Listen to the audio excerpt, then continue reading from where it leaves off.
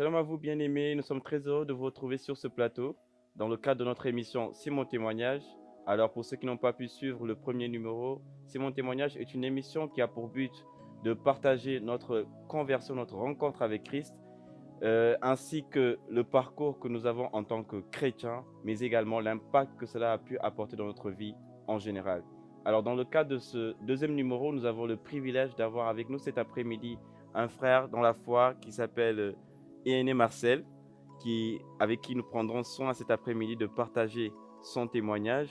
Donc, sans plus tarder, nous allons laisser au frère Marcel de nous parler de lui, de se présenter de prime abord avant qu'on puisse entrer dans le vif du sujet. Bonjour frère Marcel et bienvenue sur ce plateau. Bonjour, shalom à toi frère, moi c'est le frère Yanné Marcel, artiste peintre. Ok, gloire à Dieu. Amen. Alors donc comme je le disais, donc nous sommes ici dans le cadre de notre émission C'est mon témoignage. Donc je suppose que tu as peut-être pu voir le premier numéro et pour voir un peu comment ça se passe. Donc c'est une émission où vraiment nous invitons les bien-aimés à partager leur témoignage parce que nous sommes convaincus que le témoignage de quelqu'un peut fortifier la foi de quelqu'un, témoignage de quelqu'un peut toucher la vie de quelqu'un. Amen. Alors donc dans le cadre de ce témoignage cet après-midi, nous t'avons toi sur ce plateau et donc nous allons aborder les différentes questions. Alors, ma première question est celle-ci. Alors, frère Marcel, aujourd'hui tu es chrétien, mais avant que tu ne sois chrétien, il y a eu cette rencontre avec Christ. Alors, ma question est de savoir comment s'est passée cette rencontre. Qu'est-ce qui a créé cette conversion? Comment ça s'est fait, tout simplement? De mon côté, je peux dire c'était d'une manière un peu hasardeuse. Ok, Vu que maman était chrétienne, bon papa il était chrétien, mais lui pratiquement il ne partait généralement pas à l'église. ok, C'est maman, du coup de temps en temps on y allait ensemble, mais pour moi je ne ressentais pas ce besoin, je vais dire, d'aller à l'église. ok, Donc, moi, j'étais beaucoup plus attiré un peu par le monde extérieur, aller faire la fête avec des amis, ok, se balader, etc. hmm, Mais du coup, quand je suis tombé malade, ok, c'était de là réellement que j'ai pu sentir qu'il y avait quelqu'un qui a pu me sortir situation, de cette situation dans laquelle je traversais, dans mon étape de maladie. ok, Donc, c'est ça qui a fait en sorte que je me suis remis en question. Et après de cela, je me suis posé plein de questions. Est-ce que réellement, ce que j'ai pu ressentir ou bien ce que j'ai pu traverser, et après toutes ces étapes, je me suis rétabli. hmm, Est-ce que franchement, c'était pas quelqu'un d'assez mystérieux pour moi? Parce que moi, c'était franchement, c'était comme du mystère ok, que je puisse me rétablir vu les circonstances actuelles et de ce que les médecins ont pu dire par rapport à mon sujet et par hmm, rapport à ma maman. Et bien après de cela, je me suis retrouvé à une étape de ma vie. C'est comme si né, j'étais né de nouveau, quoi. ok, Donc, et après de cela, j'ai essayé un peu de comprendre, essayer un peu de comprendre un peu qu'est-ce qui s'est passé, quel est ce phénomène qui a pu changer hmm, ce petit parcours, cet instant de maladie, de quitter de la vie à la mort, de débrancher une machine, hmm, parce que cet enfant, voilà, de ce que le docteur disait, cet enfant va mourir. allez mourir. Donc, Ok, ils ne peuvent plus rien, mais d'après les prières de ma maman, hmm, il y a eu quelque chose qui s'est qui s'est passé passé? et après, voilà, quand le médecin il est revenu, il y a eu un déclic et c'est de là que je suis entré dans la salle Donc, d'opération. ok, d'accord. Donc, si je comprends bien, c'est à travers donc cette maladie, cette Mhm. situation que tu as traversée dans ta vie qui a créé ce déclic-là et qui t'a amené qui t'a fait rapprocher de Dieu. Oui, Donc, effectivement. parce que donc, si je comprends bien, tu as pu comprendre à travers cette situation qu'en vérité, que c'est Dieu qui t'a fait sortir, donc le Seigneur Oui, Jésus-Christ qui t'a fait sortir de cette situation et que tu avais donc besoin de le de le rencontrer, hein. rencontrer. Mhm. Alors, ma question est celle-ci. À quel moment ça s'est fait en fait? Est-ce que c'était dans ton enfance, adolescence, jeunesse? À quel moment de ta vie tu as eu cette maladie-là qui a créé le déclic et qui a fait approcher à Christ? C'était lors de mon enfance, Donc, pendant oui, ton enfance et enfance, tout? oui, oui. Ok, Effectivement, c'est de ok, là ok. que nous est survenue cette idée de rencontrer réellement le Le Seigneur. Seigneur. Donc, si je comprends bien, tu as donc commencé très tôt, donc Oui, j'ai commencé très tôt ta marche chrétienne et tout. avec le Seigneur. Waouh. Ok, d'accord. Donc aujourd'hui, au vu de tout cela, je comprends alors que ça fait beaucoup d'années que tu es dans le Seigneur. Si, Donc, par cela, je comprends aussi qu'il y a, je peux dire, un lourd parcours derrière. oui, un Parce que très très long. Oui, oui, oui. je suppose que, comment on appelle ça? Il y a eu cette rencontre-là, c'est vrai, mais il y a aussi eu un parcours derrière. Il y a eu peut-être des moments de haut et de bas, des moments vraiment de difficultés, des moments où tu posais pas mal de questions, ou des moments où peut-être même tu es sorti du chemin du Seigneur. Effectivement. Parce que tu as parlé du fait que voilà, tu étais plus attiré aux choses de ce monde. Oui, oui, Et voilà, effectivement. donc, est-ce que tu peux nous en dire plus sur ton parcours depuis ta conversion à ce jour?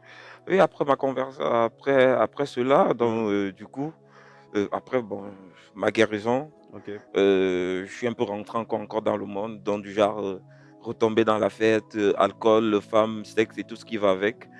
Bon, et après il y avait encore ce petit esprit, qui me disait: «Normalement, ce n'est pas ta place là. OK. C'était pas ta place, dans ce genre de monde de vagabondage, OK. d'être tout le temps dehors, Mmh, faire mmh la mh. fête, chercher des femmes, Mmh. fumer, faire ci, faire ça». OK. Il y avait ce petit quoi, cette petite parole à moi OK. qui me disait: «C'est pas ta place, OK. c'est pas ta place». Après en fait, j'ai abandonné totalement. C'est vrai que j'ai abandonné totalement, le Seigneur. Mais après je me suis repris. Mmh. Je me suis dit: «Bon tiens, je viens de traverser un lourd, quelque chose où dans ma vie, j'ai failli passer de crépart quoi». Mmh. Et après par la suite, je me suis dit: «Tiens, si à moi, il y a quelque chose qui parle très, très fort à moi, Mmh. d'abandonner la voie que j'ai, je peux dire quoi? Que j'ai repris. Mmh. Certes, ce Dieu-là veut que je fasse quelque chose pour lui, quoi, Mmh. Mmh. que je le Mmh. serve réellement». OK. Et c'est d'après, voilà, j'ai pris conscience, j'ai dit: «J'abandonne tout ce que je faisais, Mmh. donc des sorties nocturnes, Mmh. les femmes, Mmh. la drogue, le sexe, la cigarette». OK. Donc totalement, j'ai complètement abandonné. Ouais. Et c'est du coup, voilà, j'ai posé Mmh. la question à ma maman, Ouais. puisque c'était toujours elle qui était un peu dire en quelque sorte mon mentor. OK. C'est elle qui me poussait à chaque fois. Il faut chercher réellement la face du Seigneur. Mmh. Tu sors d'une situation difficile où tu as failli laisser ta vie. Mmh. Non seulement ça, au jour aujourd'hui, tu es vivant, Mmh. mais il faut bénir le nom de l'Éternel. Amen. Donc c'est ça qui a fait, bon, c'est un peu ticté dans ma tête. Ouais. Et du coup, c'est comme ça que j'ai abandonné le monde de la vie des débauches et j'ai commencé réellement aussi à suivre, à reprendre Mmh. encore ma marche avec le Seigneur. OK, d'accord. Donc du coup, je comprends par là que maman a été d'une très grande aide Effectivement, dans ta marche avec le Seigneur. effectivement. Et donc, si je comprends bien également, aujourd'hui, donc, tu as totalement, donc, le Seigneur Jésus t'a libéré totalement Oui, il m'a de cette libéré, vie, oui, oui, cette vie oui. mondaine, Oui, oui, de cette chaîne, il m'a de cette vie de libéré. débauche. Ouais. Ok. Bah, en tout cas, gloire à Dieu, nous sommes Amen. très bénis d'avoir entendu ces témoignages. Alors, pour finir, quel est le message que tu peux apporter à quelqu'un, un un jeune chrétien, une jeune chrétienne qui te suit aujourd'hui? Parce que par ton témoignage, je comprends que le Seigneur Jésus est capable de nous transformer et Et, qu'il ne, comme il dit dans sa parole, je ne mettrai pas dehors celui qui vient à moi. mm, Donc, il ne nous rejette pas, il nous accepte tel que nous sommes et il est patient avec nous afin de nous transformer au fur et à mesure.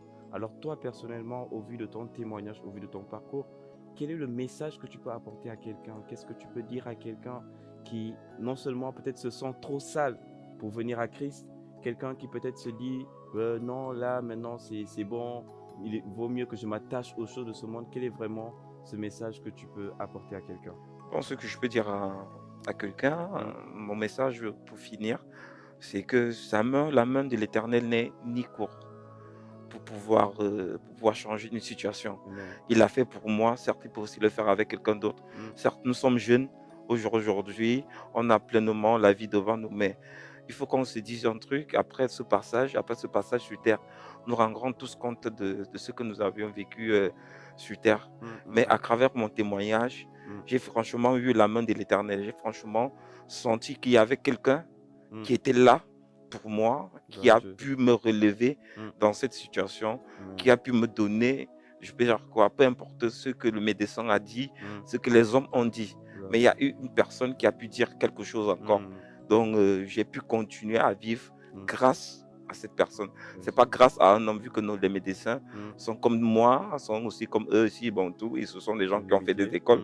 Bon, certes, mais le Seigneur n'est jamais, lui, il n'est pas limité. Amen. Il n'est pas limité, peu Amen. importe ce que la personne traverse Mm. aujourd'hui, Mm. que ce soit dans la maladie, que ce soit dans la vie actuelle, Mm. que ce soit les problèmes de la vie qui l'accablent et tout, Ouais. mais qui se disent qu'il y a quelqu'un qui est au-delà de cela. Amen. Là, cette personne, c'est Jésus-Christ de Nazareth. Gloire à Dieu.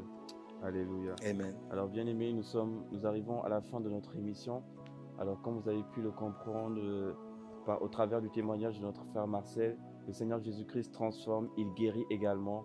Il est le seul, en tout cas, lorsque les hommes sont limités, de faire quelque chose de grandiose dans notre vie. Et pour toi qui te dis peut-être que tu es trop sale pour revenir à Christ, pour toi qui te dis que le Seigneur Jésus va te rejeter, la Bible déclare que le Seigneur Jésus-Christ ne mettra pas dehors celui qui vient à lui. Alors bien-aimé, de là où tu es, alors que tu regardes cette émission, j'aimerais te dire que réellement, le Seigneur Jésus-Christ t'attend. Il est à la porte de ton cœur et il attend juste une chose, que tu fasses le pas et que tu puisses donc lui ouvrir ton cœur.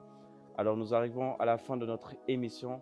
J'espère que vous avez été bénis par ce témoignage. J'espère que ce témoignage va toucher un cœur, va toucher une vie et va permettre à cette personne-là de revenir sur le chemin du Seigneur. Alors portez-vous bien d'ici là et nous espérons vous retrouver très bientôt au prochain numéro. D'ici là, portez-vous bien, que Dieu vous bénisse. Shalom chez vous. Amen.